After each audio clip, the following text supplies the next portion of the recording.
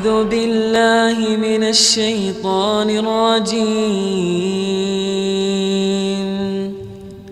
بسم الله الرحمن الرحيم.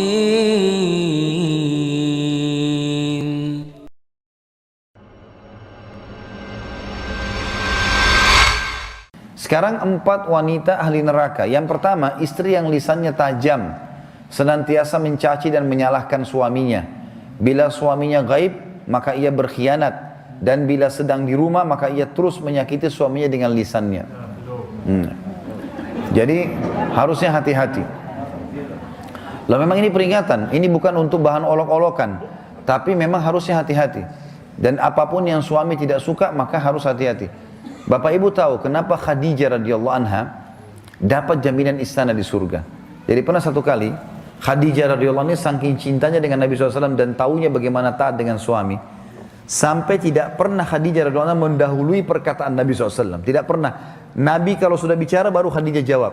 Tidak pernah Khadijah lebih dulu bertanya. Itu, jadi dia selalu lakukan itu. Kemudian yang kedua, Khadijah tidak pernah angkat suaranya dengan Nabi SAW. Kalau intonasi suara Nabi misalnya kalau kita kasih angka 6, Khadijah pasti 5 atau 4. Tidak pernah di atasnya. Dan saking pekanya sampai Khadijah bisa faham dari raut wajah Nabi dan dari bahasa tubuh beliau kalau beliau butuh makan atau butuh minum. Satu waktu pernah dalam hadis Bukhari, dan ini sebab dapat jaminan surga, pernah Nabi SAW lagi duduk bersama Khadijah, lalu Nabi SAW duduk dengan posisi Khadijah tahu kalau itu butuh makanan. Maka Khadijah nggak banyak bicara, mengatakan saya akan ke dapur, lalu dia pergi ke dapur urusin makanan kesukaan Nabi SAW. Nabi pun tidak tahu kalau dia lagi bawa makanan sebenarnya. Jadi ini saking pekahnya. Begitu Khadijah lagi mau datang ke kamar, Jibril datang dari langit alaihissalam, dan Jibril berkata, hai Muhammad, sebentar lagi istrimu Khadijah akan datang. Sampaikan salam Tuhannya. Allah kirim salam sama Khadijah. Dan salamku juga. Jibril kirim salam. Ini lihat ibu-ibu luar biasa. Salamku juga sama dia, dan sampaikan kepadanya berita gembira kalau dia akan dapat istana di surga. Gara-gara apa? Pelayanannya sama suaminya nih. Istana di surga yang terbuat dari mutiara dan tidak ada keributan di dalamnya. Kenapa tidak ada keributannya? Karena memang luar biasa. Khadijah pun tidak pernah buat ribut dalam rumah tangganya. Maka Allah berikan itu. Makanya ini poin penting harus digarisbawahi. Dan yang paling berbahaya memang dari perempuan, ibu-ibu hati-hati lisannya. Kontrol lisan. Karena kapan intonasi suara dan kalimat ini keluar kasar, ibu sedang hadapin suami. Laki-laki itu kalau digunakan kelembutan, dia akan menaungi. Ibu gunakan kekasaran, dia akan hadapi seperti hadapi laki-laki. Ibu jangan marah banting piring. Kalau banting piring satu, suami banting satu rak. Ya. Ibu nggak usah mau gaya-gaya pukul pintu, dia bisa robohin pintu, gitu kan. Nggak usah pakai kekerasan karena laki-laki lebih kuat. Tapi ibu Allah kasih kalimat, suaranya ibu lebih lembut, ibu punya perasaan, ibu punya air mata, gitulah ya. Jangan yang lain. Nggak usah pakai cara laki-laki, berbahaya. Yang kedua adalah istri ahli neraka ya. Perempuan, istri yang membebani suaminya di luar kemampuannya. Ibu tahu nggak, subhanallah, ada penelitian Bapak Ibu sekalian, banyaknya terjadi masalah laki-laki yang koruptor, ada masalah apa segala, di belakangnya istrinya. Penelitian itu, secara global persentasi terbesar laki-laki yang buat kriminal dan kesalahan di belakangnya ada istrinya. Istrinya tidak tampil di lapangan, tapi istrinya merongrong dia sehingga dia melakukan kriminal itu. Ini tidak semua ya, tapi dominan persentase di atas 90% gara-gara itu. Subhanallah, sabda Nabi ini nggak mungkin salah. Maaf, saya minta waktu sedikit lagi ya. Yang ketiga, istri yang tidak menutup dirinya, juga auratnya dari lawan jenisnya, dan keluar rumah dengan membuka aurat. Jadi ini juga termasuk ahli neraka. Yang terakhir, yang keempat, istri yang tujuan hidupnya hanya makan, minum, tidur, yang tidak punya keinginan untuk mendirikan sholat, mentaati Allah, Rasulnya, dan juga suaminya. Jadi misalnya sibuk di depan TV, suaminya datang, mana makanan? Tuh di meja makan. Sholat, sebentar aja sholatnya. Gara-gara sinetronnya, gara-gara filmnya, gitu kan. Maka ini ahli neraka ini, hati-hati. Ya. Kemudian ada hadis yang lain, kata Nabi SAW, kita sudah selesai tadi 4 ahli neraka, 4 ahli surga.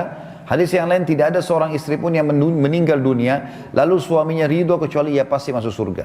Ada jaminan di sini. Karakter laki-laki ibu harus kenal, saya sebutkan secara global, adalah dominan akal. Jadi kalau akal itu artinya masalah, solusi. Kemudian dia butuh dihormati kepemimpinannya. Biarkan dia mengambil keputusan, kita tinggal jawab pada saat ditanya. Jangan mendominasi. Mendominasi akan bentrok dengan karakter laki-laki. Tidak bisa sejalan nanti. Kemudian kalau mau memperbaiki, suami atau laki-laki tidak suka dihardik. Ya, tidak suka dihardik, kamu salah, kamu begini, kamu begitu, itu tidak bisa. Akan bentrok, walaupun dia salah, dia akan menyerang. Itu karakter. Sama tidak suka digurui. Ya. Kemudian sebaliknya, suami suka diterima kasih. Ya. Ibu harus ucapkan itu. Kemudian juga dia suka diterima keputusannya, walaupun keputusan itu sederhana. Ya. Kata Nabi SAW dalam hadis yang lain, Allah tidak akan melihat seorang istri yang tidak berterima kasih pada suaminya, padahal ia butuh dengan suaminya. Allah tidak lihat, maksudnya Allah tidak akan memberikan ya kebaikan-kebaikan kepadanya. Dalam hadis yang lain juga, 3 golongan yang tidak akan diterima. Kata Nabi SAW, sholatnya, juga amalan-amalannya tidak akan dilangkat ke langit. Seorang budak yang lari dari tuannya sampai ia kembali. Yang kedua, seorang istri yang suaminya marah padanya sampai suaminya itu ridho kepadanya. Dan yang ketiga, orang mabuk sampai dia sadar. Jadi ibu biar sholat, khusyuk, baca 1 juz 1 malam, kalau suaminya nggak ridho, nggak diangkat ibadahnya ke langit, percuma. Maka ini ada hubungannya, korelasinya dengan masalah itu. Pernah ada seorang wanita berkeluh kesah di depan Aisyah radhiyallahu anha dalam hadis Bukhari, suamiku begini, terus keluh kesah. Nabi SAW lewat. Lalu kata Nabi SAW, hati-hati dengan lisanmu. Jangan ceritakan sembarangan suamimu karena dia surgamu atau nerakamu. Aisyah juga berkata radhiyallahu anha, wahai sekalian wanita, bila kalian tahu hakikat hak suami kalian terhadap kalian, maka pasti seseorang dari kalian mengambil debu kaki suami kalian dan meletakkan pada pipinya. Juga Nabi SAW bersabda dalam hadis lain, wanita dari kalian yang menjadi penghuni surga ialah yang penuh dengan kasih sayang, yang bila dia berbuat salah atau suaminya berbuat salah, maka dia mendatangi suaminya dan meletakkan tangan di atas tangan suaminya seraya berkata di malam hari pada saat mau tidur, aku tidak akan tidur sampai engkau ridho kepadaku. Ya, perlu ibu-ibu tahu, sebenarnya kalau laki-laki pun buat salah, pada saat ibu datang kepada suami mengatakan, kalau memang saya yang salah maafin ya, itu malah muncul naungan. Kalau ibu makin merendah maka akan muncul naungan, maka dia akan mengakui kesalahan. Ini umumnya ya. Kemudian kita bicara tinggal 2 kewajiban lagi. Tadi yang pertama ketaatan, yang kedua adalah masalah biologis. Dan ini penting sekali karena salah satu syekh di Saudi, di Mesir, menulis buku dan saya lagi bedah bukunya, diterjemahkan bahasa Indonesia, namanya Mahkota Pengantin. Beliau mengangkat penelitian sebagian ulama tentang masalah sperma laki-laki. Salah satu komposisinya itu ada api. Makanya sperma itu panas ya. Salah satu karena dia darah gitu kan, dari darah. Kemudian dia kena tergabung dengan hikmah Allah, dari menjadi dia berubah warna dan dia punya komposisi api. Jadi dia memang panas. Nah ini kalau tidak dikeluarkan maka akan berpengaruh pada emosi. Jadi kalau ibu-ibu punya suami suka marah-marah, masalahnya di situ saja.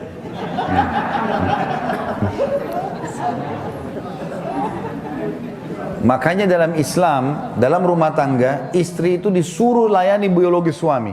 Sampai perhatikan hadis Nabi ya. Bila seorang suami memanggil istrinya keranjang, bahasanya jelas dengan letter seperti itu, letter begitu, lalu si istri ya, tidak mendatanginya, tidak mau datang, maka istri tersebut dilaknat sampai pagi.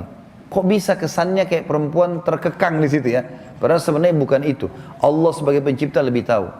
Karena suami akan emosional, tidak akan penuhi kebutuhan, akan kasar, pengaruhnya gara-gara biologis. Biologis itu berbahaya karena sperma itu panas, dia nggak bisa mengontrol itu semua. Juga dalam hadis yang lain, bila seorang suami memanggil istrinya keranjang sedangkan si istri sedang dicorong asap rumahnya, maka dia wajib menjawab panggilan suaminya. Ibu-ibu saya kasih kata kunci, kalau mau dompet suaminya terbuka. Mau nggak? Pasti dia akan royal sama ibu-ibu. Bapak-bapak juga sini pasti akui. Ini di rumah Allah nanti disaksikan. Ada 3 hal yang harus dijaga dari laki-laki. Pertama matanya, pandangan mata. Makanya kata Nabi SAW, wanita ahli surga, wanita yang kalau kau lihat kepadanya kau akan senang. Berarti pandangan laki-laki berpengaruh sekali. Kalau suami ibu suka warna merah kah, warna biru kah, warna apa saja, pakai warna itu. Jangan ibu disuka warna biru pakainya kuning, ya.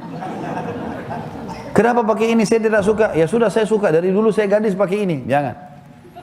Dia suka warna itu, ya warna itu. Ada pernah rumah tangga Bapak Ibu sekalian 15 tahun berjalan, 15 tahun berjalan, itu subhanallah mau cerai. Setelah saya telusurin masalahnya apa nih, saya dilibatkan dalam masalah itu. Saya duduk empat mata sama suaminya. Ada apa sebenarnya? Tahu masalah apa? 15 tahun mau cerai. Gara-gara suaminya suka rambut panjang, istrinya suka potong rambut pendek. Saya ini kena fitnah dengan rambut panjang. Setiap saya bilang sama istri saya, jangan, tidak mau, potong pendek. Kenapa potong pendek ya? Biarin panjang, kenapa sih? Tapi seperti itulah. Ini dominasi, mata berpengaruh sekali. Warna, penataan rumah gitu kan. Penampilan dia suka ya sudah. Ya, yang penting itu bukan pelanggaran agama. Kalau pelanggaran agama tidak boleh. Kalau Allah haramkan tidak boleh. Kata Nabi SAW, la ta'ata li makhlukin fi ma'siyati khaliq. Tidak boleh patuh pada makhluk yang berbuat maksiat kepada sang pencipta. Yang kedua perutnya. Apa yang bapak, suami ibu suka makanannya, misal sayur asam, misal apa, siapin selalu. Walaupun ibu lihat ini orang kok nggak bosan-bosan makan itu terus.